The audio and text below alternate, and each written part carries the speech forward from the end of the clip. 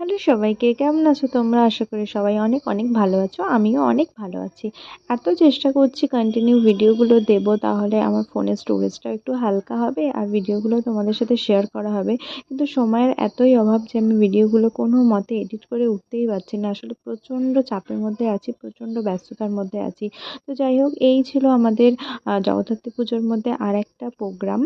তো এই প্রোগ্রামটা একটু বাড়ি থেকে দূরে ছিল, লোকেশনটা একটু দূরে ছিল।